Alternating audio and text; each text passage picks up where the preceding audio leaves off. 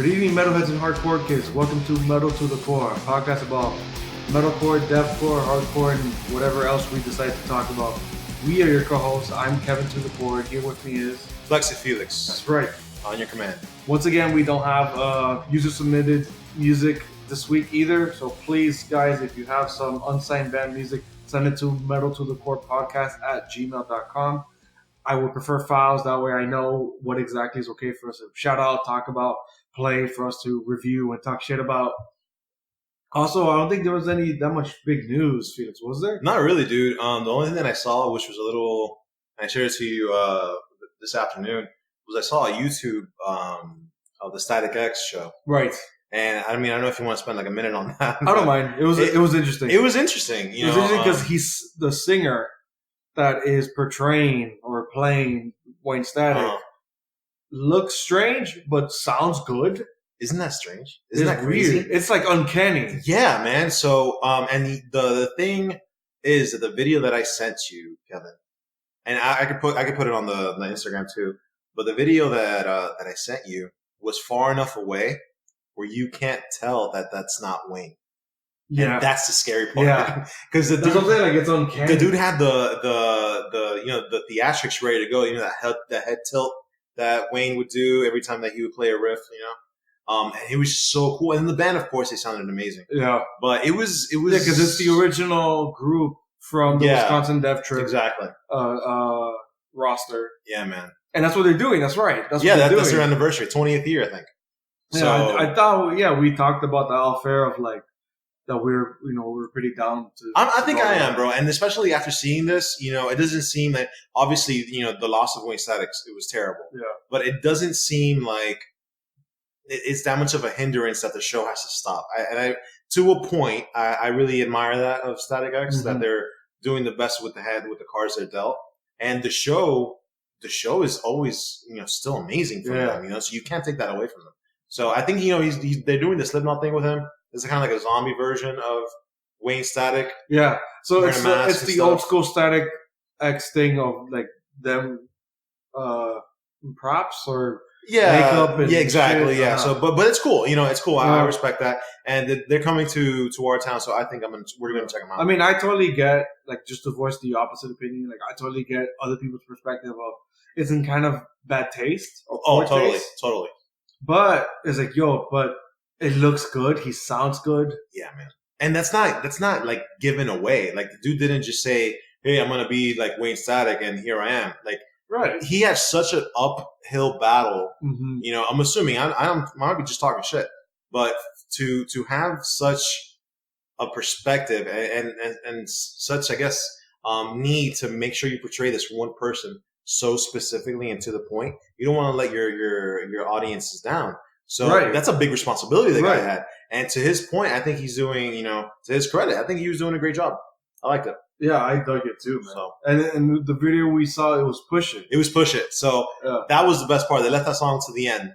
Spoiler alert. You're going to see them. But they left that song all the way to the end. And from what you saw in the audience, it was great. The light show was amazing, as you would expect from Static X. But I was really impressed with this guy. And they were calling him Zero. I think that might be like his persona on stage. Zero. So, but I appreciated it. I dug it, man. I dug it. I get other people's opinion, but whatever. Yeah. I didn't care enough for me to have some kind of outrage. It was a really like a passerby type of moment. Right. Great. That's awesome. Move on. Yeah.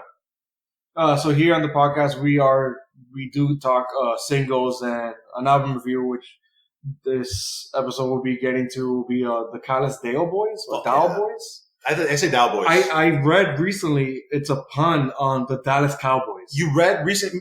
It's right there. I just you didn't get it. I just thought mathcore. I just thought it was just fucking weird. Words that they just bunched together. Tony Danza tap dance extravaganza. True. Like I get it. True. But yeah, the mathcore band, the Callous Dale Boys, from Texas. Fuck yeah. The album Die on Mars we'll be reviewing later. But first we're gonna get to a pick. So I know some people join us in and out. So the way we structure our picks is after some shit talk of the news or whatever, which we'll also now get to some kind of big hit of the week that we started recently. So we'll get to that, and then our picks will be something heavy, So it would be like our chugs of choice, something soft, which would be our melody at the moment, and it's just something random that we want to talk about that we just want to sneak in there in conversation will be our wild cards. So the first thing I wanted to start off with was the big hit of the week. Just something that it didn't hit us on any of our radars. It didn't hit us on either of our picks either. So I want to just throw it to you, Felix. What was our big hit of the week? The big hit of the week was the new hit from Killswitch Engaged. Unleashed is the name of the song. Unleashed. I wish they didn't. I wish they had leashed it. Yeah. They hadn't released that leash.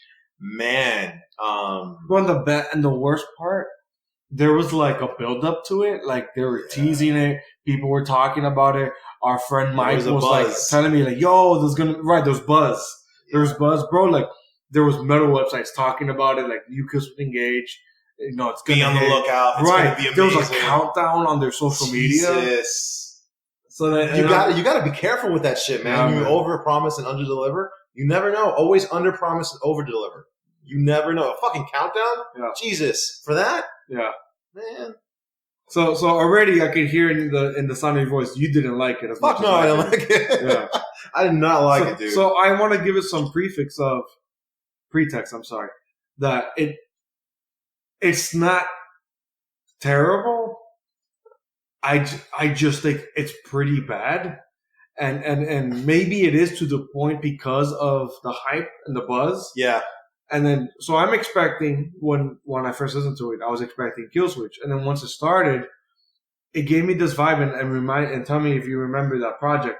It gave me the vibes of Times of Grace. Oh my god! Yeah. When Jesse Leach, the singer, after he had engaged, to try. He got back with Adam D, but as a side project because Howard Jones was still singing for Killswitch Engage. So they did this EP or smallish album side project thing. That was Times of Grace. That was just literally Killswitch Engage, but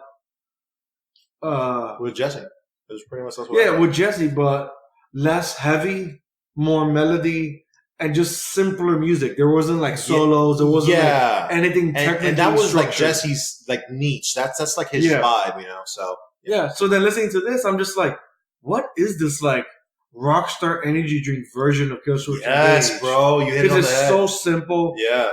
The melodies are just it's melodic. The heaviness is just like a mid-tier. But it's like a mid-tier. It doesn't get like overly heavy. Doesn't go overly fast. Yeah. And I'm just like, why does this exist? Why did they write it this way? And why Killswitch? Right. To do that. Why? I get it if you're Five Finger Death Punch or some new metal bullshit band. Dude, not to discourage it. Sounds like Five Finger Death Punch. That's the best way to put it. It's Five Finger Death Punch meets Killswitch, and it's horseshit. It's sad. I'm sorry if you like new metal and you like all that stuff, but I despise new metal because I just don't like it. It's so commercial. Grown out of it. Yeah, man. And even to the point, like when we were listening, because you're just as guilty as I am of listening to Disturbed and all that crap. When we were listening to it, we didn't even think of it as new metal. We just saw it as like, this is metal. This is metal, this is dope. And it just spun out of control, and then Papa Roach got into it, and all these other bands got into it that you would never think would be in the same arena. Yeah, then those bands were like on magazine covers. So MTV, right? Dude, the it's music a very awards. like commercially heavy thing, and I think that's the emphasis that I have for this song. It's so commercialized, it's cringy, and you can feel it, and you can so tell it's not inauthentic. Mm-hmm. At least to me, like when I think Killswitch, I think back to the glory days, even with Jesse. To that even album, with Jesse, the first was amazing. Album is amazing. So when Alive or Just Breathing, exactly. When I heard that he was coming back to Killswitch a while ago, this was like I think over 5 or 6 years ago. When I heard he was coming back, I wasn't thrilled about it, but I know that the band was suffering with Howard, and I know that it was. I was thrilled. You liked it. I was a huge. That was a big thing that Kevin and I disagreed on because I didn't love Jesse. I liked what he did in the early stuff, but I liked Howard to the extent that I liked where he took the band. Now, did I want him to leave it there? I don't want to give like I don't want to give like some kind of content like a generalization that I didn't like Howard. No, I loved Howard. Oh, yeah, of course. But I loved Jesse because that was Killswitch for me. Right, exactly. Yeah. Howard brought them to he elevated that band to a new level that literally, and it's sad to say, they've never reached again. Yes, dude. With that Isn't that horrible? Right. They had that 1-2 punch of Live and Just Breathing with Jesse. And then they had the following album of End of Heartache. The End of Heartache album. Incredible. And then the 1-2 punch with Howard of after End of Heartache, they had As Daylight Dies. Yes. And that was amazing. Dude, that was my favorite album. Amazing. Yeah, man. So it's like, so then after that, they became this. It was all downhill progressively. And it was very slow because I saw Howard taking that downhill road. Yeah. And I stopped tuning in as a pretty avid listener of Killswitch. I just stopped listening. And that's when you know that you're starting to kind of take a turn. Mm-hmm. They produced an album with Howard. And I think after that album is when they introduced Jesse to it. Yeah. Yeah, because after As Daylight Dies, they did the self-titled one. Yeah, and that didn't hit me, bro. That wasn't good to me. It was Radio Killswitch. Exactly. So and I'm glad Radioswitch, and I'm glad that you brought that up because that's the vibe that I'm getting with this one, Radioswitch. You know? Yes. And I and hate it's sad that. because when Jesse came back, that's not what you wanted. Right. When Jesse came back, I forgot what was the name of that album. Oh my God, why am I forgetting the name of that album? But it was so good. To the point that I remember buying the special edition that came with Dude, you were amped. Fuck yeah, I was, because I remember the first single was amazing. And every single leading up to that album, to me, was fucking awesome. Well, yeah, agree or disagree. I didn't love it. Only because it was one of those, remember that stupid movie, Twilight, where you're Team Jacob and Team Edward? Okay. Right? And you were either Team, Jesse or Team Howard. Jesus. And that was a Which thing. I never cared. That was the thing. Yeah, yeah. But to me, personally, I liked Howard more. Jesse proved me wrong. Right. Jesse proved me wrong because he did take them, with that album, he did bring them back and bring almost to square one. But personally, man, I dug that vibe a lot more. Now, going back to this one that this hit that they just released. The album I was talking about is Disarm the Descent. Yeah. What year did that come out in? 2013. Shit. Damn, so it's been 6 years. And we're talking about it like it was yesterday. Wow. Yeah, man. So, but going back to this song, Kevin, it was. Oh, we haven't even said the name. Yeah, that's the funny part. Yeah, we got so excited. What is Unleashed. it? Unleashed. No, we did say it. We did say it. Look it up. We forgot. We wish you would have unleashed it. We forgot. But it's sad because it's the first single for a new album, of a band that. Yeah, exactly. So what does it say about the album? What does it say about what's to come with? Right, and the artwork sucked. Yeah, it's Can generic. we talk about that for a fucking second? What is that? It looks like an Ed Hardy shirt. It does. Why would you do that, man? You're so into the game. Don't back out now, and it just doesn't seem right, bro. And that's just my take on it. It doesn't seem too authentic. It seems like maybe they're trying.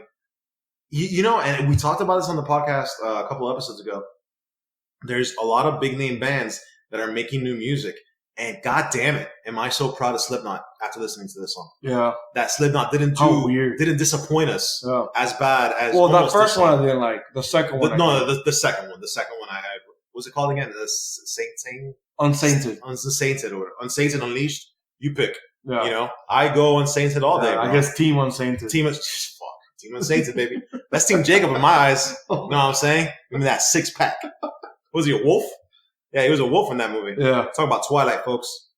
Cult classic. But yeah, man, that's my hot take on it. I didn't dig it, dude. I'm the same with you. And again, I'm saying, it wasn't terrible. The worst part was, it's not a terrible song. It's just, it's Killswitch. It's supposed to be better. It wasn't. It's just bad. It's just mid-tier. It hit such a mid-tier low stride for us that we're just we don't care. You know what? That's what it is. We don't care, and you can't blame us for not caring because, dude, it's just not great. Yeah, and on all this buzz, I had no idea. Yeah, the buzz was created. There was a buzz around it. Bad. So now that I know that, I hate it even more. Because how are you going to amp something up when you're going to release that, and then all talent aside, you're going to release that garbage of an album cover? It's like Christmas. Yeah, it's Hardy. Like green and red, and there's a dragon. And calling atonement. It's there's no atonement for you. This was the first single. Dude, you better release that bad boy. Jesus. Man. All right, I don't want to talk about it anymore. That was the big hit of the week. Killswitch Unleashed off of their upcoming album Atonement. I'm assuming it's another August release. At this point, fucking everything's coming out in August. let's get to our picks. So, Felix, we'll start off with you, like always. What is your chugs of choice this week? My chug of choice this week, man, I'm going a little heavier. I'm A realizing little that, heavier. Let's see. yeah, I'm realizing that every time I pick my chug of choice, you always one up me, dude. And you know, I'm done. I'm done. This week is Dead Vectors, Grim Reminders. Bro. And I don't think you can get any heavier than that unless you just perform a satanic ritual right here and there.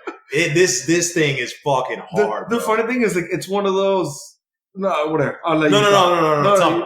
It's one of those that, like, I don't know what the fuck it is. Like, I'm like, it's one of those that, like, okay, I feel it's hardcore. No, the singing sounds like deathcore. It's sludgy. But then, right, sludgy, and then you hear, like, the crazy ultimate twang that makes it gent. So I'm like, what the fuck are you? I like it though, dude. I like it, and you know, and we'll get back to the Callous Cowboys in just a second. But I think that's what kind of opened me up to like this so much because the Callous Cowboys is all over the fucking radar. Well, it's mathcore. It's mathcore, yeah. So like, I guess I got like a little bit of a palate cleanse with the Callous Cowboys, and then listen to this, and I was like, bro, this is fucking hard, man. Mm-hmm. And I like that it starts off kind of slow. Yeah, but I also hate that. What is that called? Those effects. Yeah, layer. that shit. And they do it frequently. They do it like I think 3 times throughout the song. Okay. It's a little annoying to be honest, but you know I get it. They want to build it up and bring it down and then slam the fucking hardcore. Excuse me, the hardcore breakdown and all that shit. So I get that too. But I almost wish it would have been just in your face. Now I don't think these people have another song, right? I think that's all they have. Yeah, I believe you're right. That's all they have. Hey, so I don't even know how I found this. For one thing, that's awesome. That's dude. But well, it's possibly me because I most likely I recommend it because I keep discovering bands like that that have like a music video, a killer track, and then you find out one song. Like, what the fuck? Yeah, Did you just put like a year's worth of effort in one song? That's fucking crazy. Yeah, man. Well, but then what happens? Bands like that disappear or take forever to continue, like to do new music, and then I forget and they fade away, and I don't give a fuck anymore. Right. And then you probably rediscover them too. Right, but I hope this doesn't happen with that. I hope they don't fade away because this is fucking killer. It was really good, man. And what was the name of the song again? Dead Vectors? This song is Grim Reminders. Grim Reminders by Dead Vectors. And dude, that's a scary thing that you just pointed out. Right. Because I don't know if that's true, and I could kind of see this going down this road. So, yeah, man, but that's just me. I dug it, and I don't usually love this type of music, but I feel, and to the credit of this podcast, I'm opening up my, like, I guess my palate a little bit. Right. And really, like, just seeing. I mean, we are a fucking metal podcast. Except we're fucking metal to the core, you know? That's why, like, when people ask me, it's like, what is the podcast? I was like, we talk metal. It's a metal podcast that we talk about everything else. Yeah, pretty much. And I like it. I like that structure. I mean, hell, we've had episodes where you've talked about fucking Sum Olivia, 41. John, oh my God. And then I've had... Another Victim of Society, bro. Right, we fucking reviewed 2 instrumental albums back to back. Yeah. And I've talked about, like, shoegaze rock. Exactly.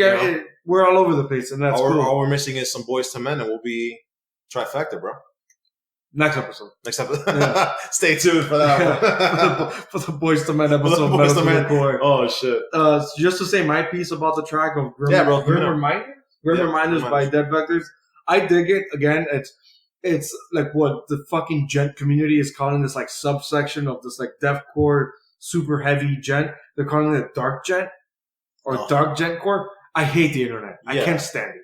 Almost sounds but like what sucks is I don't know what else to describe it. Like I was saying before you were talking about them, is it's like death metal, hardcore, sludgy metal, gent wrapped up in. So I don't know what to call it because it's sludgy. There's fast moments where there's blast beats. There's a crazy breakdown that's like kind of like mid-paced. Yeah, and the vocals are so low. Yeah. It sounds like he's just like doing the gutter rolls the whole and fucking he's really song. good. Yeah. And towards the end of the song, you remember that long like screech and he goes high, goes low, and then finishes high. That's like, crazy, man. Shit. It's such an insane inhale. Yeah, bro. It was dope, man. So I'm glad you dug it. And then they do that like what I like to call like the beehive sound on the guitar. Oh yeah. Where it sounds like bees. Yeah. And that's a thing of like this like dark gent shit. For some reason, coming up and whatnot. Kind of like our thing that we've been hating in a band that we will talk about. We'll also fucking use it. That thing we've been hating of like the vocal effects of like a singer talking for some fucking reason. So right. It's like a weird trend. So like this weird trend of like dark gent, quote unquote, is this weird like beehive sound. Yeah.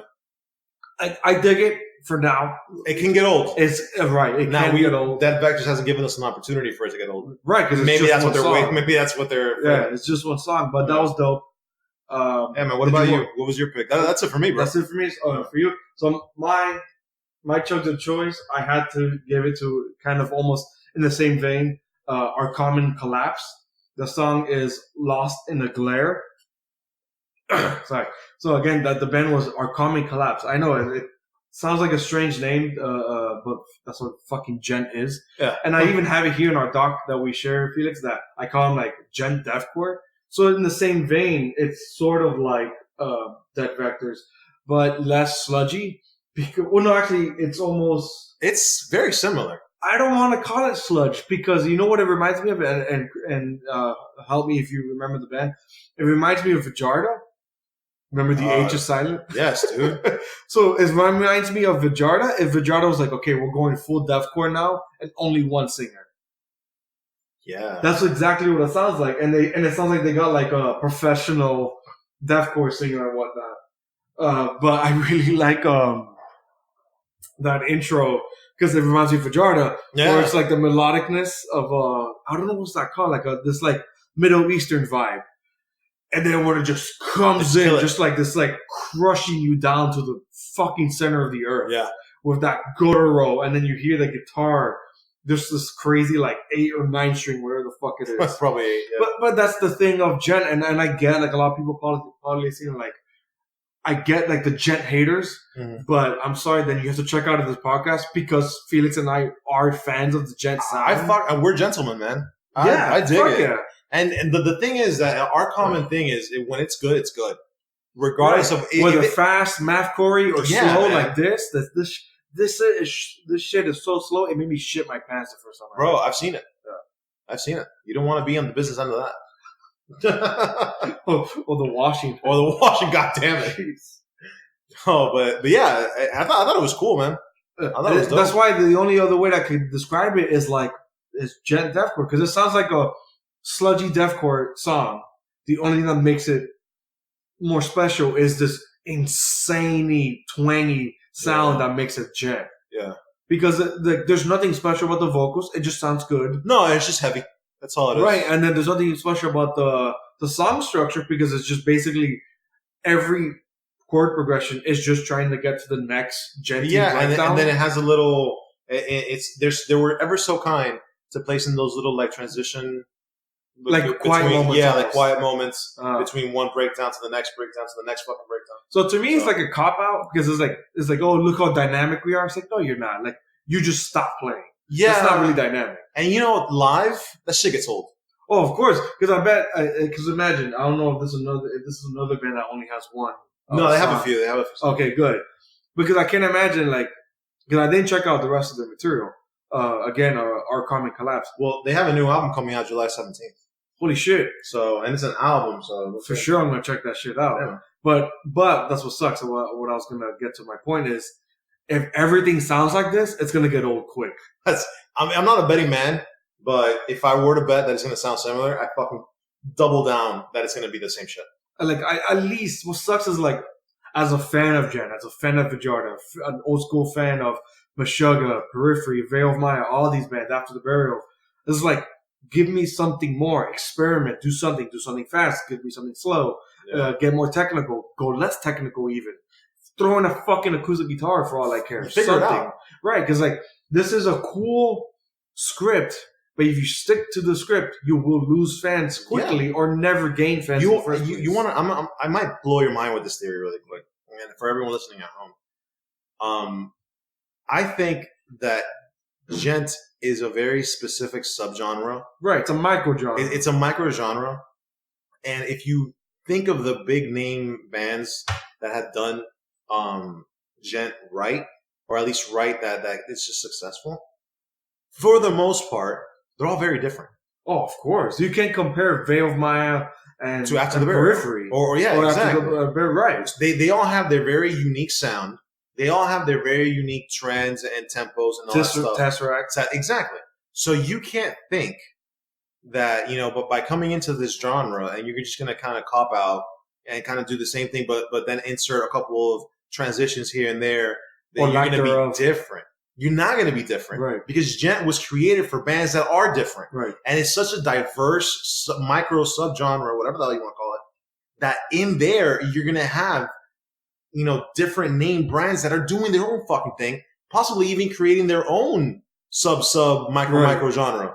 So essentially what Periphery did. Exactly. Which they spawned the melodic gent. Yeah, with man. synth crap and, you know, crazy like rocky ballad aspects to it. And when you're doing like that, like Our Common Collapse, it sucks that I have to use other bands as comparisons, but they sound like Vajrda.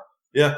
No, I see it. As soon as you mentioned Vajrda, I was like, holy shit. First of all, I haven't heard that band in a while. Yeah. And then second, I was like, yeah, this is because since they added vocals, they only did, if I remember correctly, they only did one full album and then an EP after that. So they went like darker. So it's like, Jesus, how do you go heavier from that? Right. So then after that, I think it was called Faces of Evil or Masters of Evil, something like that. It was some EP that Vajrda did a couple of years back, like 4 or 5 years ago. After that, it's true, they fell off. Mm-hmm. No one cared because it was one of those bands that started instrumental, was special instrumental because they were the first gent band that was instrumental, not like Animals as Leaders and other ones, but that was heavy. Yeah. It was a heavy instrumental gent band. So that was already, like what you just said, creating their own corner in a micro genre. Yeah. And what they do, they just become another clone by adding screams to it. Yeah. And it's like, man, come on. And then to the point that like the screams distracted from the technicality of the music. Exactly. So what Our Common Collapse has kind of figured out was instead of screams distracted from the technicality, they're like, oh, we'll just remove the technicality altogether. So all you have is gent breakdowns. That's pretty much what which is what the whole song was. It was like 3 or 4 minutes of just breakdowns. I feel as I'm talking about it, I'm sounding like now I don't like it as much. Well, that's good that we're talking about it. Right, like how do I unpick it? How did you unpick it? Only you would pick something and then just get completely, you know. So far, we've just been unleashed. Yeah, bro, we've just been unleashed, man. We've been engaging the kill switch. Lost in the glare. I don't even understand that fucking point. I don't know, bro. But going to it just almost seems like kill switch. It's like they dug themselves in an early grave. God damn it! So I think that was just. I know. I go. You okay? Fine. Since you just so that jokingly teased it. I already know what was your melody at the moment. Motherfucking Contortionist. Of course. Early Grave. I listened to this song I hate you for so choosing much. it before me. I know, dude. I saw the doc and I'm like, I'm getting this motherfucker right now. Yeah. And the only reason why is because it is straight up amazing. Look at that. Even the thunder. The thunder just right here in Miami, Florida, just pounded as soon as we picked Early Grave. Dude, it was so good. Yeah, this is the Contortionist's first single for a new upcoming EP called Our Bones. Yeah. That sounds about right. Yeah, that sounds about right. So, bro, oh my God, man. It reminded me so much, and I love this direction that they're taking. Yeah. Because, and you know, don't get me wrong, I love their early shit. When I see them live, I want to see their early shit. Exoplanet is, to me, that shit's hard as fuck. But when I hear this stuff, it's so good. Yeah. It's so fucking amazing, man. It's everything about it. Is no other progressive rock band is doing this right now. And Tesseract was supposed to do it, but in their own way. And to such like succession.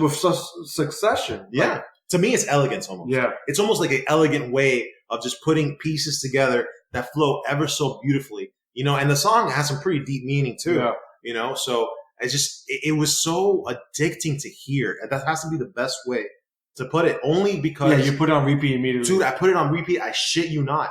I had been listening to it like 7 or 8 times back to back per setting, you know? And because it's so eloquently put. Mm-hmm. And everything about it, you know, towards the beginning, towards the end, the beautiful like transitions throughout the song. And I love how the choruses are...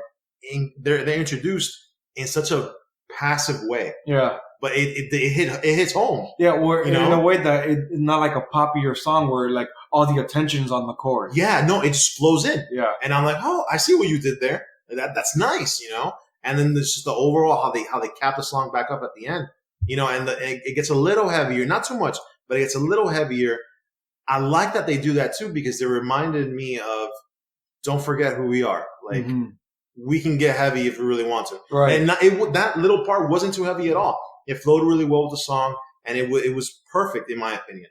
But I like that little like kind of test, like, hey, we still got this, you know. Right. And to that point specifically, maybe I'm overthinking it, but to me that just means there might be something more to this album that we don't know. Oh. This old album, what was it called? Reimagined? No. Or Clairvoyant? Clairvoyant. Clairvoyant was amazing. I loved Clairvoyant was fucking fantastic, and it had every bit and piece of like just everything about Contortionist in one album. It's exactly what you said. Like this new direction that they've taken upon themselves has been fucking beautiful. They make no mistakes. Yeah, I'm almost scared since they added the singer, since John Carpenter, the previous singer from Exoplanet, and the one from Intuition, no, not Intuition, Intrusion. It's the second album. The language. The one that the second album, the one that has a hollow movement. Oh yeah, that was the last album that they were going heavy. Yeah, mathcore parts, crazy doomy parts, which wasn't bad, mixed with this strange experimental avant-garde shoegaze rock. Yeah, and then they just discarded all the heavy stuff, and then now they're just this beautiful space rock, experimentally prog rock, which is what I would, as a person who knows more of the prog rock bands and that scene, I think they went to this route of like, now they sound a lot like Cynic. Yeah. Like, to the point that's like, yo, they're basically... I think they sound better than Cynic, if you ask me. I was going to say, like, they sound like baby Cynic, but like after Intuition, with Clairvoyant, they've surpassed Cynic in my eyes. Yeah. And now with this new single, I'm like, yo, this EP is going to be fucking, it's going to be beautiful. Fucking amazing, bro. Yeah. It gave me chills the first time I heard it. That Michael Lessard, or Lessard, I think it's Lessard. That dude's fucking vocal range is incredible. It's great. And you know what? You know what's the best part about it? It almost feels like he doesn't use it. Right? You know? It's almost like he's doing like the ASMR crap. Yeah, like very whispery. But audible. Yeah, enough that you know what he's saying. Right. But also enough that if you don't want to, like, it just blends in perfectly in a harmonizing way to the rest of the song. And the way he raises his voice. And it's like, dude, how are you doing that? And not looking like you're struggling. Yeah. Dude, and we saw them live. I saw them live with my fiance as well. Shout out Just a Little Toboggan. We saw them. I forgot who else was in the. I think Polyphia was even in the lineup. That's why we went. And they had just released Clairvoyant. Yeah, and you told me. I've seen the Contortionist 5 or 6 times. Yeah, that's how much I love. You told me, don't get creeped out. Yeah, the dude is weird. Yeah, I was like, all right, he can't be that weird. I've seen some weird people before. The dude is weird, but the sound that came out of those fucking speakers is an angel. Oh my god, crazy. The bass, I felt it. Yeah, the drums, I was part of it. It was a symphony that we were a part of just by paying $20 at the door. That's such a good way to compare them to. Like, it feels like music composers composed rock. Yeah, yeah, I totally see it. I wouldn't be the least bit shocked to know that all those people went to Juilliard. Because if they weren't, then they should have been accepted right away. Yeah. It should have been their choice not to go. And especially that habit that you and I, that we bonded over, like the way we listen to music is we like to pick it apart by instrument. Yeah. If you do that with Contortionist, especially even this song, Early Grave, dude, like it's like every couple of seconds, there's some new flourish on the same instrument. So it's crazy that you can't even keep up with whatever they're composing. Yeah, right. The changes. It's beautiful. It's beautiful. Yeah. From the bass, because the bass, in my opinion, did a fantastic job in Clairvoyant. And in this song in particular, it still does an amazing job. Yeah. Almost to the fact, like this song kind of reminded me of Reimagined, only because it does those beautifully, like, we're crescendoing up. Coming back down just a little bit, going up again. It doesn't crescendo to heavy. It crescendos just to go back down. Go back down, and then maybe introduce the chorus, and then go nice and soft, and nice and soft. It was so beautiful, man. It was so beautiful. That's enough of my... Well, what did you think? This is how you do prog rock. Yeah, bro. Prog metal, whatever you want to call this. It's exactly what they're doing. You know, it's in their name. They're contorting music. And our...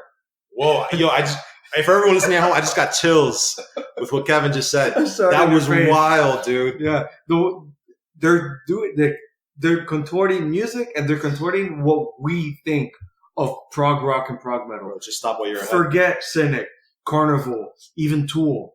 What Contortions is doing, no other band is doing, and no other band can touch. Yeah, they could try. I'm almost scared for them to try because there's no way they'll hit it. They put prog rock on such a pedestal that if I were to ever introduce someone to prog rock, and my fiance is very critical when it comes to music. Right. She loves them.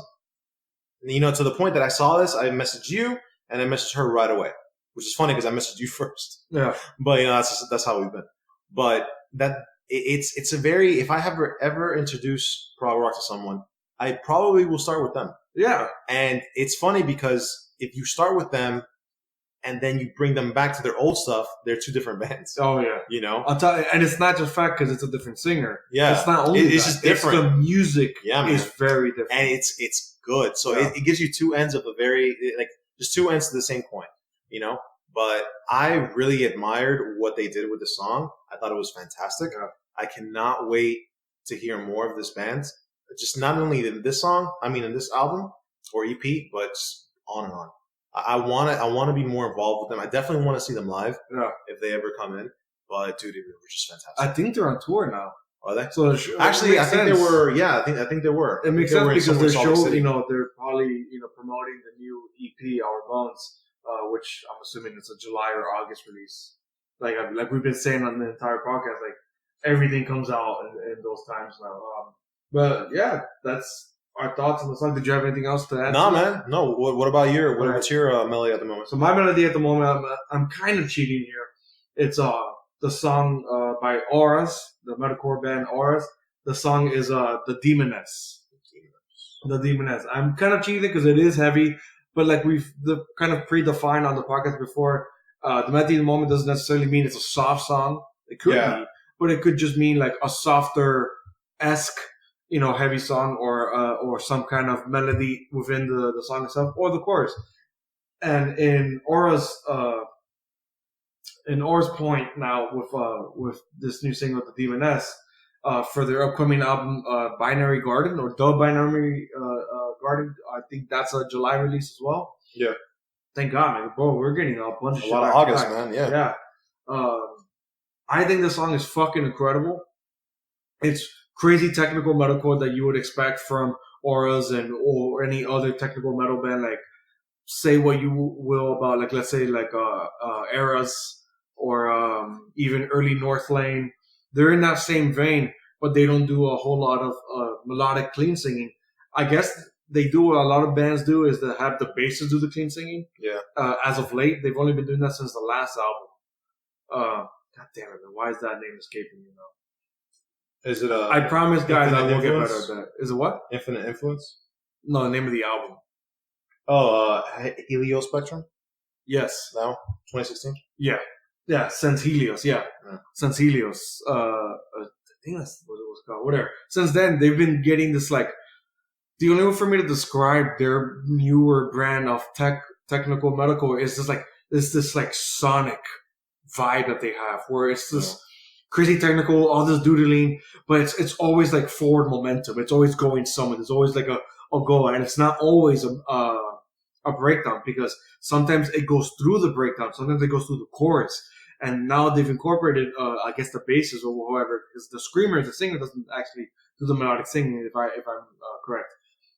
So this new song, The Demoness, kind of continues that trend that they've been going on. But what they've seemed to have done is kind of like a tighter writing. Mm-hmm. It does feel less experimental, like the last album did. It kind of feels like, okay, this is what we're going for now, but now we know what we're doing. Yeah. So it feels tighter. It feels like they're more confident is the word. Okay. The writing is more confident. The sound is great. Now I have to get to a gripe before I get to your thoughts, Felix. It's something that I've had a problem with Aura since the beginning. Is there's something that irks me about that singer, man. The screamer. I'm glad you brought that up. The worst part is, like, I like it. I dig it. What sucks is that I don't think he blends well with what they're doing, with their brand of technical metalcore. There's something that, like, he's too throaty, or maybe he's not singing correctly, or maybe he is, but he can't reach those volumes to match the band. Yeah. I don't know what it is. You're talking about the clean singer, right? No. The screamer. In general? Oh, shit. Because the clean singing, clearly, it's a bassist or something. Yeah, it's someone who doesn't do it. It's cookie cutter, Yeah, it's cookie. Yeah, it is very cookie cutter, and then people dig it. Like our boy Mike digs that. He digs that stuff, so it has its audience. I'm one of them, but to a point. I'm not gonna say the song is great. It's got jugs. Move on. No, right. You want to look at it. Right. I have to look at those gripes, and I have those gripes. And the worst part is, it's gripes that I had with the band itself for years. I've liked the band for a long time. And I want to see to continue seeing them grow, but the music is more than just the instrumentation. Which I have no problem with the instrumentation because it's dynamic. It goes up and down, goes fast and slow. There's technical parts, there's slower parts. The technicality goes through those melodies, and it's beautiful. The clean singing is okay. You don't like the clean singing, right? So okay. I want to stop talking about it. What did you think? What did you think about the new song, "Deepness" by Ours? Ours. Oh, Jesus Christ. Ours, probably. Look, I'll be honest with you, man. It started off amazing, and it sucked because I got excited when I started hearing it, and it was just, because it was fast and it was very like in your face. Yeah, in your face, and I'm like, all right, let me follow. Yeah, and this. then with the screaming, it's super abrasive, and it's like fuck. Then it just started going downhill when it started introducing more and more things to it. Like in the first 15 seconds of the song, I dug it, and I was like, "This is perfect. Let's go. I know what I got myself into. Let's run with it." And then they started adding the singing, and then just some more melodics and more. It's some kind of weird like techie sound. Yeah, and it was all this crazy wanker. And just stop. Like trim it down, man. Trim the fat. Like just make it good. Like it was going in a good direction. I get what you mean. And then they started. The breakdown was really fast. The very the really bouncy one. Yeah, the bouncing one. I was like, all right, that I appreciate. It got me back to it. But there's something like you mentioned about the singing, the screaming, which was a little off. I didn't love it. It's almost like not monotone. It's just the same. It's not. It doesn't change. Exactly. It doesn't change. So there's no volume to it. Yeah. There's no. I guess a spectrum for it. It's just very cut and dry. Then, but I was willing to look past that.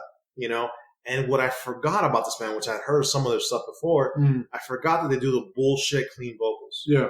And man, if 2014 Felix would hear me say that, 2014 Felix he would only hear songs for the clean vocals. Yeah. Because that was expected. That was like, all right, we're building up to the bridge. Here's the clean vocals. Here's a chorus with a little bit of the scream. Yeah, you were expecting. It was the scene, like I was just expecting this. Lately, however, that hasn't been the case with the music they would listen to. And I like that. I don't listen to the clean bullshit because I don't want to listen to right, because if you want to listen to clean bullshit, you listen to I know where to look for. Clean. Exactly. I'd rather listen to the stuff that's clean. So, here we go. I'm bouncing along with it. The bouncing part was really good. And then they, I'll give them credit. They don't just throw the clean singing in there. They give you a hint and then they go back. Yeah. And I'm like, fuck me, bro.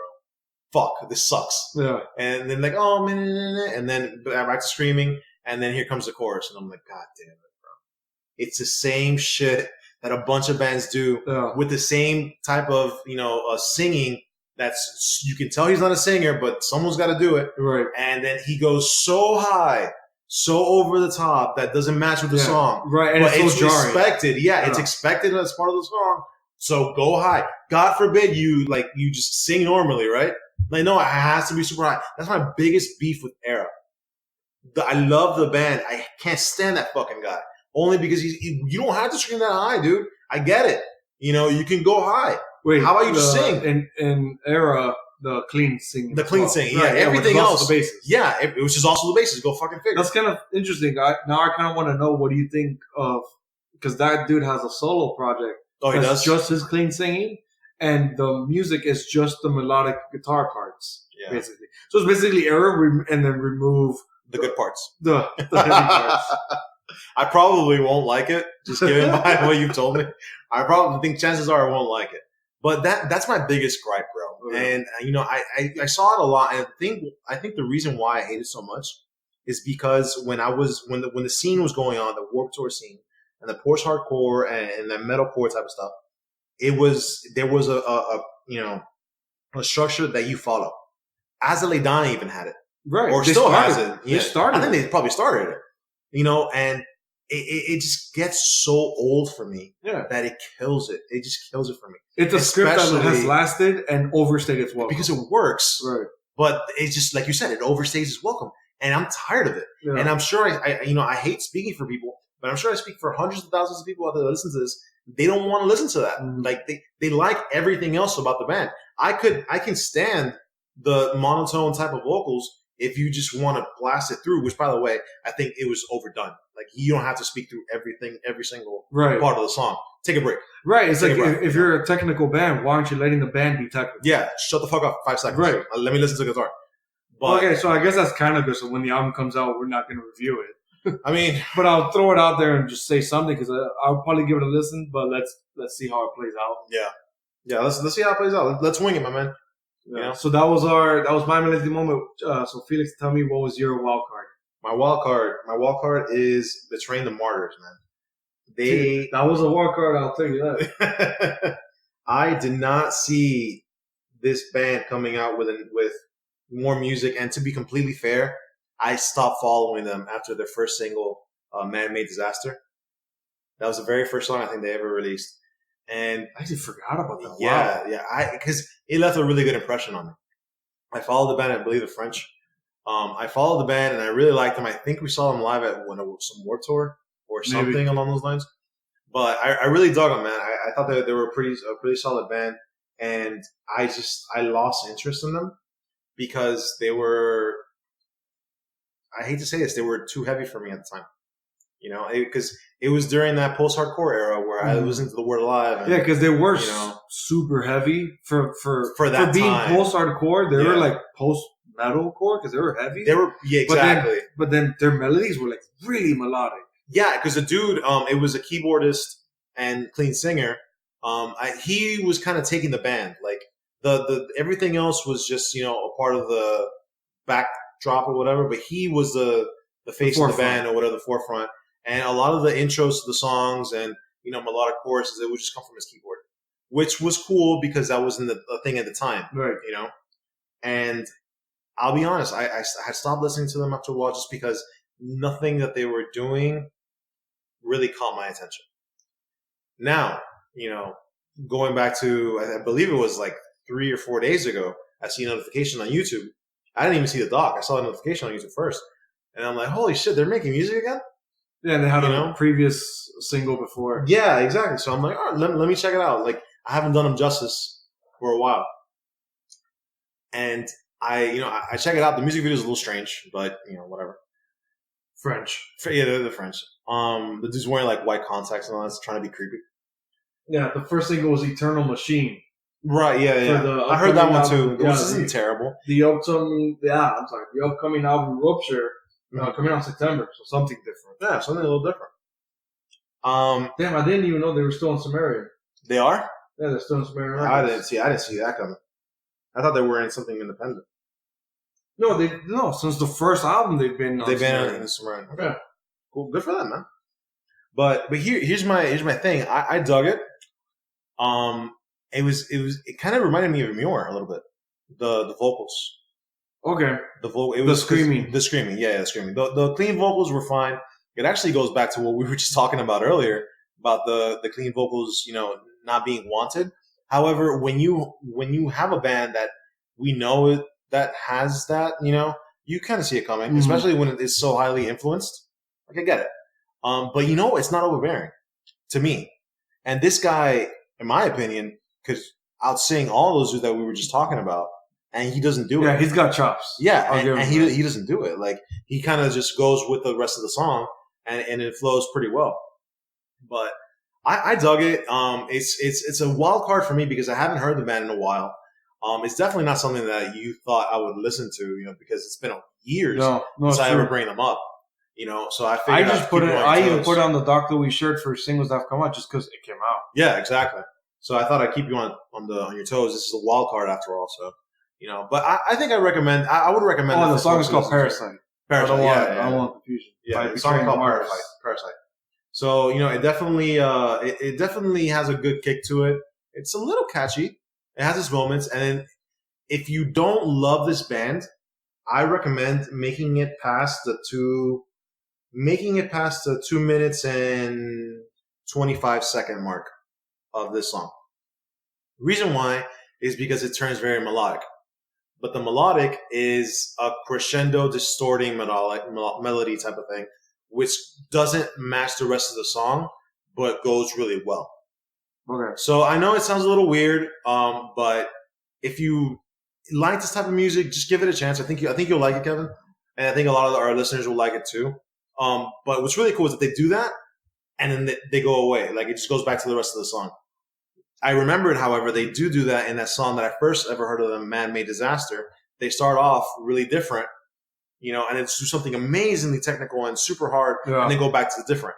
There's almost like a teaser, But I dug it, dude. I dug it. I thought it was pretty good. That's my wild card. Well, it's funny that like you mentioned it to me as if like I hadn't heard of like anything in that we're about to talk about. I always try and give it a listen to, even fucking Sum 41 or whatever other weird things that we have talked about in the podcast.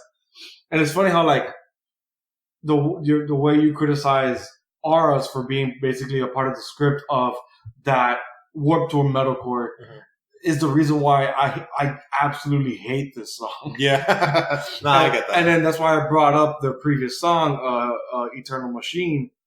That one was at least catchy. I also didn't like it, but it's funny because I could have sworn I liked their second album more. I think it was Resilient or Resilient. I liked it more because it was the first album sound, but more confident. Now in this album, this upcoming album, I guess, Rupture for September release, it sounds like they're overly confident because now they're just like, yeah, we're gonna do this section now. It's like, why? Like, you didn't progress to there. Yeah. And the kind of what you just said, like, it feels like it gets there like a teaser and then just goes back to like the same shit they were doing earlier. Right. So it's like, why fucking do that? That's just so random. Yeah. So, and then another thing that I have to, give pretext, I'm not a fan of post-hardcore stuff. No. As much as you. And it's there. The element is definitely there. And that's why I don't like it, because it feels like a script. It feels like they're following a script, and then they've kind of created their own script of like, oh, here's a section where we're going to do something different. And all they do is something different that they've been doing for multiple albums. It's different in their eyes, but it's not different for us. Right. And then it's that stupid trend that we've already talked about in the beginning, where the screamer is doing this talkie segment. It's annoying. Boy, I can't fucking stand it anymore. Yeah. I'm done with it. I cannot take it anymore. And then the screamer has this point with the clean singer where he's trying to monotonously clean sing with the clean singer. Yeah, it's almost like a segue type of. Oh my god, it's awful. Yeah, that was a little annoying. Yeah, it's so bad. Because the worst part, like, not only is it bad, he does it for way too long. It's very repetitive. Did you notice that throughout the song? Fuck the song. It could easily be like a 3-minute song. I think it's like 4.5. It's like 4.5 minutes. Yes, and there's no need for it. Yeah, it's just under 4 minutes. It feels more. Yeah, it feels longer than it has to, only because it's so repetitive. Now, just like I said earlier, that there's that one little part which I really liked for 15 seconds. Yeah, and then everything else was just back to the square one. Mm. I don't love that style or whatever, but that's but at least it impressed you of a band you haven't heard in some time. At least I haven't heard of them in a while. I picked I picked them up one more time, and it didn't completely let me down. So will I continue to listen to them? Probably not. I'll be completely honest. Because for me, the first album was uneven. The second album was like I said, more confident. They kind of figured out what they were. Yeah. So that's why I dug it more. And I guess the melodies were more prominent, and then the heaviness was more prominent. So it was like a cool equilibrium. Yeah. But then this, like I said, it's just overconfidence. It's a little. I can't stand it. Yeah, dude. I could not stand this song. So once again, I'm gonna fucking cheat now with my wild card. God damn it, Kev. So besides, because I know we've been doing a lot of singles lately, and we haven't really explored much outside of that. So I wanted to give more than just a shout out, because I thought of giving an EP, this EP that I want to talk about. I want to give this EP a shout out, but after I listened to it more and more, I'm like, nah, man, there's something there. And the more I listened to it, the more I fucking loved it. And that's the EP Illuminate by Anap Sastry. Sastry, yeah. I think Anup Sastry, and it's a solo project. It's this one dude. I see the dude right here. Yeah, it's this Indian guy that he's just an instrumentalist for albums forever. And what he did now, experimenting, I think he did it in the last album. I can't remember, but he's done it more prominently in this specific EP, Illuminate, where there's only 2 instrumentals, and every other song there's guest vocalists. Oh yeah, and it's fucking cool, man. It gives the song such an interesting taste to it. So then now some pretext. He is, of course, what's been going on now, especially 2019. Almost every other instrumental band is gent. Mm-hmm. Sorry. So it's a genty instrumentalist. It's in the same vein as like old school Periphery, or that's the only way. It's got a hint of intervals. It's bouncy. It's bouncy, but technical. It's very guitar heavy, guitar driven, but the drums are very forward momentum. So it's really cool. They're overly good. Yeah, they're overly good. Right. Yeah. To a point that I'm pretty sure it's not programmed. I'm pretty sure fucking has to be. No, man. No. You don't think so? Because I think the guy, Anup Sastry, the guy behind it, I think he's a drummer first. You think so? And then he's, guitarist and whatnot. Because if that's the case, and he's a hell of a drummer. Yeah. Because these drums are sick. Yeah, they're awesome. To me, it's one of the better drumming I've ever heard for gent, besides Thomas Hack from Meshuggah. Whoa. Yeah, that's saying something. Whoa. So I have you heard it here first, folks. So I have to get to like incredible fucking songs featuring these guest vocalists. So the guest vocalists are kind of like all over the place. So you have like Mike. God damn it, man. I can't remember his name, but Mike Semesky. Semesky from the first. I think he was the first singer from the Heart Machine. I don't know if you remember them. No. Oh man, the Heart Machine. It was another like Middle Eastern inspired technical metal, kind of like in the vein of Human Abstract. Okay. And then Mike Semesky, he added this insanely incredible like mid-tier scream to beautiful angelic singing in just the right moments.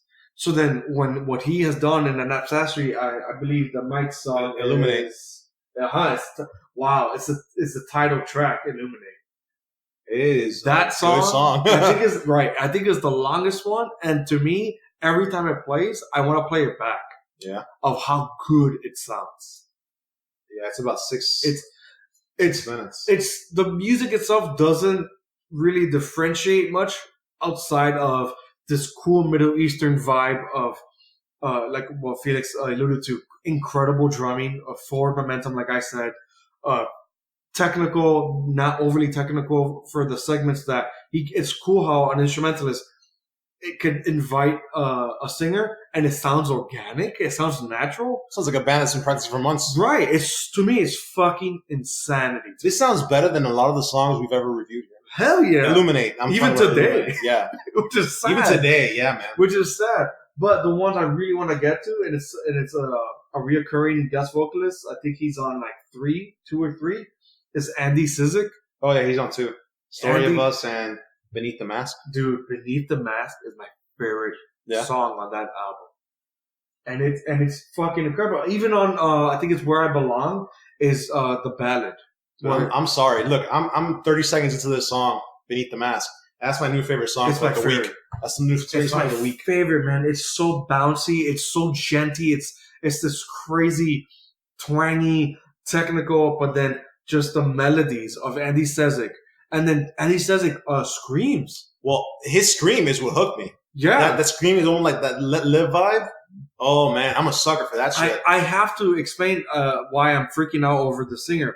This kid, like 5 years ago, Felix, I saw on YouTube doing the Sumerian Records audition to a secret project. Oh, yeah. Which then was revealed was Lee McKinnon from Born of Osiris. he created like an alternative rock band that's like more upbeat, more alternative rock, and more melody based. Okay. This kid, Andy Sezik, everyone loved his audition. It went all over YouTube. People voted the hell for him. I voted for him because I fucking loved it. And I would listen back to his audition as if it was like a song, like a regular song, because he mixed it himself. And I was like, yo, this kid has got fucking Did he chops. get the part?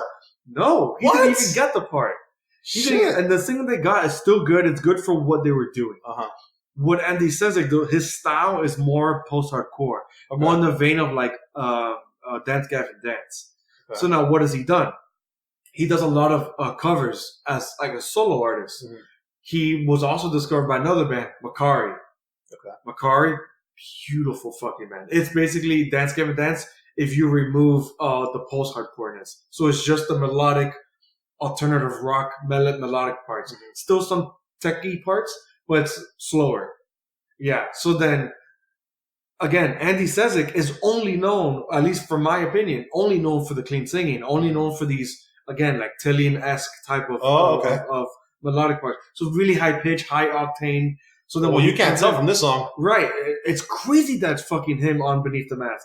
But when you hear him, once you hear the song, if you hear "Where I Belong," it's like a ballad, and it's like, wait, is this the same singer that I just fucking heard? And it's funny how like I'm giving more preface for the singer as opposed to the band itself when he's just like the guest vocalist. But dude, Anap Sastry to me is incredible already. We've already talked enough about instrumental bands on this podcast, so he's great. Check him out if you really want, bouncy, technical, gent instrumental that has Middle Eastern vibe. But what he's done with this album is so special that I've never heard before. Like, we've heard Intervals has incorporated vocals. Yeah. And it worked, failed ultimately because it didn't stay that way. Right. But on that album, it worked. The voice was in. Yeah. He's found such a niche of recurring vocalist features on tracks. Dude, keep doing this. Yeah, don't give me this. Don't plant your foot, man. Yeah. This song, dude, I'm listening to Where I Belong now. I can see the range you're talking about. Kid. It's Andy. Yeah, I can see the range you're talking about. I'm almost ashamed to say that of the 4 songs I heard while Kevin he's on was 3. talking, He's also on Story of Us. Yeah, I'm listening. Oh, I listened to Story of Us earlier. Of all the songs that we just listened to and we just listed today, those 4 songs have been so much better. Yeah. Almost, well, with the exception of The Contortionist, and even then, it's up there, almost up there. It's a second, a good runner-up. Because it's easily more dynamic. Yeah, but holy shit! And I'm surprised I didn't listen to this before we came on the episode. But god damn, bro, I'm definitely taking this home. Well, what's funny, I had to say this because people are gonna figure this out if you YouTube them. So there is people, messing around with all of Anap Sastry's YouTube uploads, especially this EP, because it's one of the more better ones and more popular ones, especially featuring, singers from other bands and whatnot. The name Anap Sastry is a spoonerism. It is what's it called? An anagram. Mm-hmm. It is supposed to be anus pastry. Oh, okay. So Anap Sastry is known for, and no one knows who it is. Any YouTube upload he does, someone is commenting, and it gets to the top every time, and it just says anus pastry. That's it, and it gets upvoted. It's the number 1 comment on all his YouTube uploads. It's so fucking funny. That's awesome. But Anap Sastry, which is the actual name. Yeah. Well, that goes back into. I love what you did in this fucking Illuminate. Please keep it up. I'm sorry that I kind of diverged the podcast to a mini review, but we haven't done an EP or another album outside of the album reviews in a while. So, and I wanted to give them a shout out, but I knew it was so fucking good, and I knew you were gonna like it, man. No, this was fucking mind blowing. Yeah, I had no idea, because you know what, you told me, and when you were introducing it, I was like, I already know what this is gonna sound like. Yeah, this is gonna sound like overly produced stuff. It's gonna sound good for the first 10 minutes. But then it's going to be repetitive. Holy shit. No. I like to admit when I'm wrong, and I was fucking wrong. That was outstanding. I love anus pastry. It's great. I think they're a great band. Episode title. Anus pastry, my friends. I always go back for seconds for that one. Well, I'm glad you liked it. again, I wanted to give it more than just a shout out. Yeah. I'm mad because it is kind of an older release. It's June 18th. So I'm kind of mad that we're doing it now on July 1st. On Monday, July 1st. Again, happy Metal Monday, guys. So if I knew back then that it was coming out or been out, I would have asked you, dude, we have to review this. Yeah. But whatever. No, but we put it in there. Yeah, we put it there. So guys, please check it out. It is fucking incredible. It is featuring other bands, other vocalists from other bands. I can't remember them off the top of my head. Again, Mike Zazeski. Andy Sizik. Yeah, Sizik. Adam Bentley, Mike Saminsky. Adam Bentley is another guitarist. Okay. And Cheney Crab. He's from a post-hardcore band, actually, and I can't remember who it was now.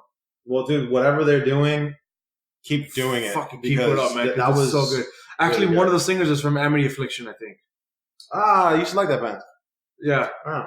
And it's actually one of the other very good post-hardcore. songs. Yeah. Now we're going to move on to the album review of the episode. I know we're getting a little late. Are we? Yeah, we're already over the hour mark, but whatever. It's our show. Yeah, that's right. And hopefully people listening are mathcore fans. Because if you're not going to like this album. Like, flat out. If you're not a mathcore... You're going to fucking hate it. And that's why I'm surprised that you were okay with reviewing this album, unless you ended up hating it. No. Okay, good. So, again, this is the Callous Dao Boys, or Dao Boys.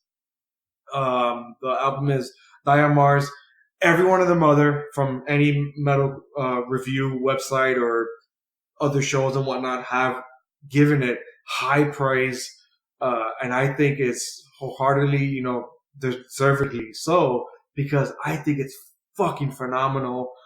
Coming into the album as a mathcore fan, and I'm a fan of the Callous Dao Boys. I've been a fan of this since I discovered them on a compilation album that this show and this website, the Mathcore Index, does. So it's a website dedicated to just mathcore, grindcore, avant-garde, just like really weird, other experimental music like this, and crazy, wacky, and other shit, and math rock even. Mm-hmm. So like Covet is on there because they technically fall under that. Yeah.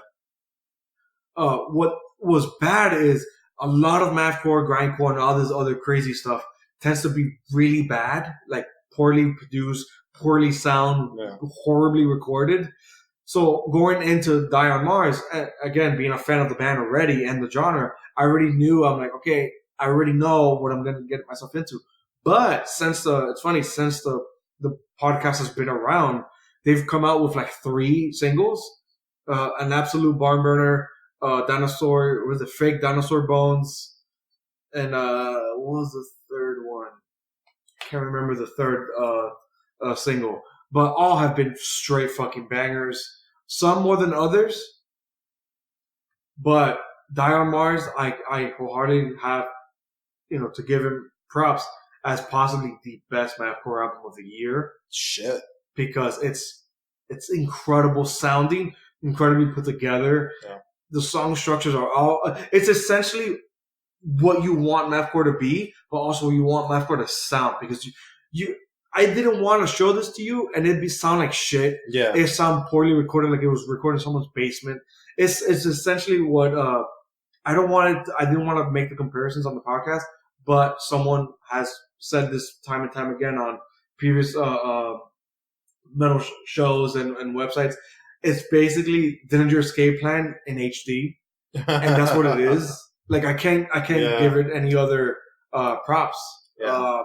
I want to shut up now and just hear, as a non-fan, Felix, what did you think going into it? Well, going into it, so I'm not I don't love mathcore. I don't consider myself a fan of the genre. Right. What I like to do is do things with an open mind. You dabble in it. Exactly. And I know that a lot of good technical bands stem from mathcore. Yeah. And mathcore isn't always, it isn't always what this album is. It isn't always Dillinger Escape Plan, or like there's more to it than just that. As you mentioned, Covet was, I guess, considered, because they're math rock, exactly, instrumental math rock. So and I like Covet too, but I was hesitant. I liked Dillinger Escape Plan for the most part. Not enough to go see them. Not enough to Listen to them a lot. They were incredible live. I bet.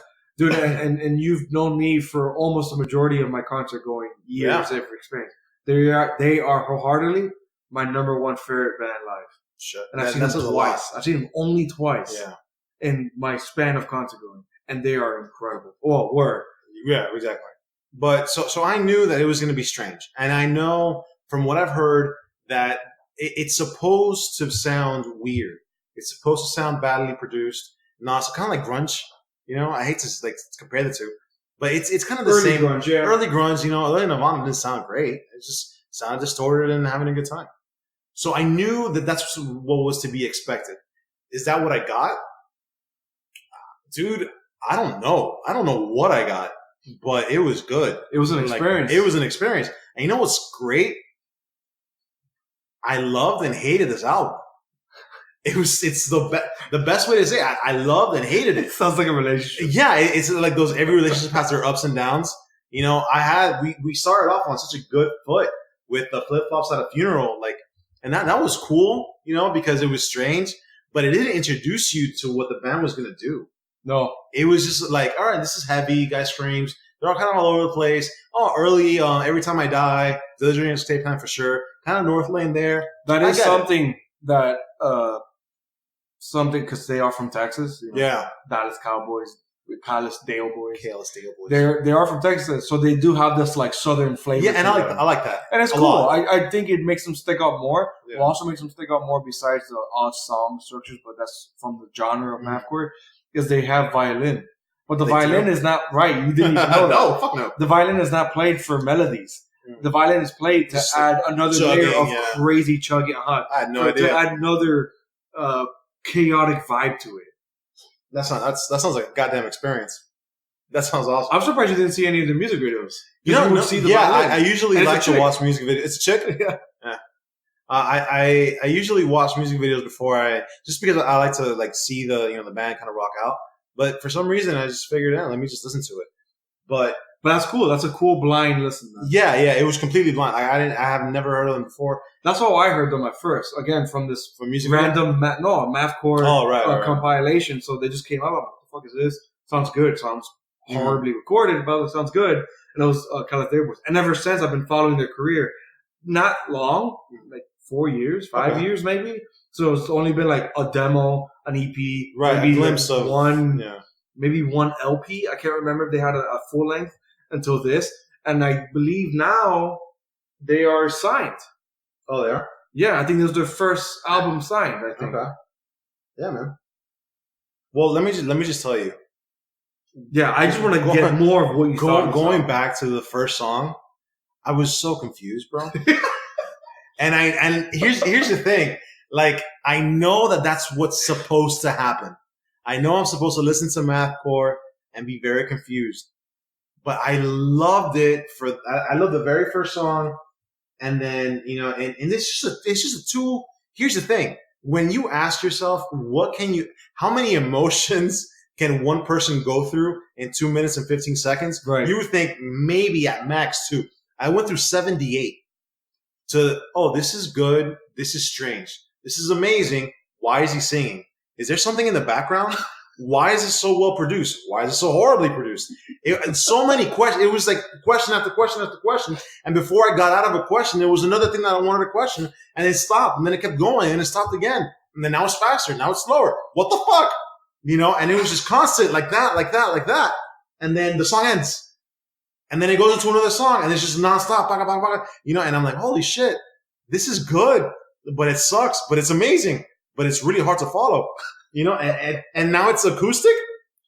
Yeah, and now there's no distortion? I'm so confused, but intrigued. It was so many emotions. Bro, I love this. It was so good. It was so good. I think I love your review more than the album. Yeah, goddamn. And I like that says a lot. I love the album. That says and you love the album, so goddamn, it must have done a good job. Because I'll give you that. It's a relentless ride. Yes, man. When you're done with the album, you don't revisit. You go home. Yeah. You go to a corner. And you have your wife make you some pancakes. You're at work in the middle of the day and you just leave. You're just like, I'm done. Write your boss a note. Say, listen, I just heard this. I need to go home. I need to go home and lay down. I can't fathom you listening to this at work. You're probably no, there's no way you can listen to this at work. You can't. And if you do, you will get fired. HR will come to your desk and say, "Hey, here's a severance package. You need to get the fuck out." That's such a funny inside joke. Oh, fuck yeah. Here's your severance. Get GTFO, because it's out. You're done. After you listen to that, it's just, you can't do anything else. I guess I'm just a psychopath, or just because I've been a mathcore fan for so long. I listen to this multiple times at work while just like calmly programming. Oh, calmly. You don't hit enter aggressively, just like, right. I'm not like deleting databases. No. You're chilling. Like, oh, of course, this goes there. This goes there. Like, if else. It's like, of course, there's a breakdown after this melodic part. Of course, there's an acoustic and a violin playing like 7 strings. Of course, the breakdown just comes in, but slower with the stop on, like this go stop time. Wait, I'm sorry. Of course, there's a waiter taking an order from a person and saying, "How's your steak tonight?" "Oh, it's delicious. We'll have another, and I'll just put the check for you here. We'll go about our way. Let us know when you're ready." That moment. What the fuck? But you know what's my favorite one? When the singer it's funny how in the same episode I just said I hate when the singer stops to talk. When he says, but I love when he's like, "Welcome to the 1-800 Dallas Cowboys, your number one source for adult contemporary," and then it just breaks down. Yes, dude, that's my favorite moment. Yeah, man. I love it. And they also go into a rant saying, "Please buy our merch. Yeah. If you don't do it, we'll probably. Oh, don't worry about it. This will all be over by 2028." It's such a strange structure. The way he talks it, I think it's same structure is the understatement to this album. Yeah, I think it's like a limerick. It's a form of poetry that maybe that different. It's different enunciations. Like per line, something like that. Because the way he says it sounds like a weird pattern. Like a haiku? But I think a limerick is a different pattern, a different name. I'm a poet. I have no idea. Instead of I don't know it, I'm a poet. I don't know. I don't know. Leave it to Calisdale boys, bro. Leave it to the good old boys from Texas boys. Dude, this album is fucking incredible. This album was a shit. My favorite song was the one with the waiter. The absolute Barnstormer. Oh, I thought it was Barn Burner. No, Barnstormer. Oh. Which makes it even funnier.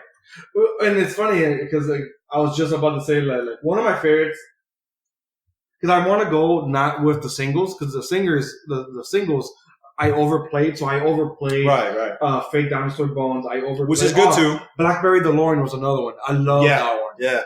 I love that one, and I love Fake Dinosaur Bones, and I love the one that you just said, the absolute Barnstormer. You're right, Barnstormer. I love those 3 singles. But listening to the album, I didn't want to listen to them again because I think since the first single till now, it's been months. It's been so long. Oh, that. So the typical, I want to say the typical mathcore answer to what's my favorite, that Calisdale Boys new song from the new album. I'm between Dogfight Over the Trenches or Contrary Crucifix. Contrario Crucifix. I like maybe Contrary Crucifix more just because it's shorter and it's more on like what the genre is of just like in your face. It's just nonstop. Nonstop. It's an exercise. It is another barn burner. Yeah. But I can't give it my favorite song, and it's their least mathcore song on the album. Yeah. Yeah. It's Pure Schlock. Pure Schlock sounds like a southern rock anthem.